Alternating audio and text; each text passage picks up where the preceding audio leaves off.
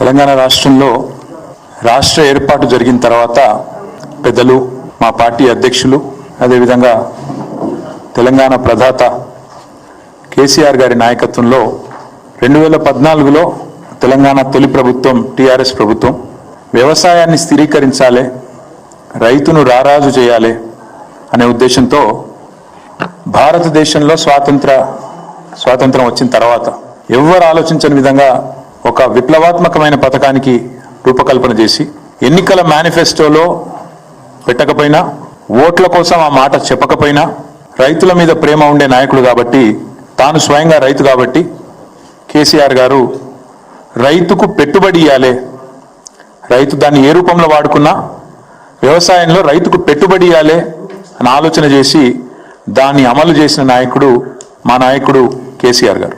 ఒకసారి కాదు, 2 సార్లు కాదు, 11 సీజన్లకు వరుసగా దరఖాస్తు పెట్టే అక్కర్లేకుండా, దండం పెట్టే అక్కర్లేకుండా, దఫ్తర్ల చుట్టూ చక్కర్లు కొట్టే అక్కర్లేకుండా రైతుకు రాష్ట్రంలో నేరుగా వాళ్ళ ఖాతాలో టైంకు టంచన్గా టింగు టింగు అనుకుంటే సప్పుడు అయ్యకుండా బ్రహ్మాండంగా ఖాతాలో పైసలు పడుతుండే. 1 కాదు 2 కాదు, 73,000 కోట్ల రూపాయలు రైతుల ఖాతాల్లో వేసిన నాయకుడు 11 సీజన్ల పాటు కేసీఆర్ గారు.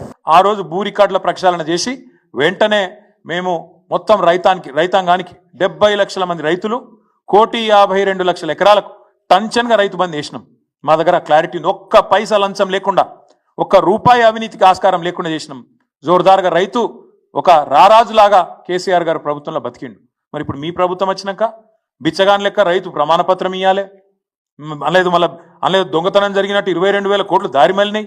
ఎవరికి పోయినా 22,000 కోట్లు చెప్తావా? దమ్ముందా ఈ ప్రభుత్వానికి? ఎక్కడ పోయినా 22,000 కోట్లు చెప్తాను పెట్టు, లెక్క పెట్టు.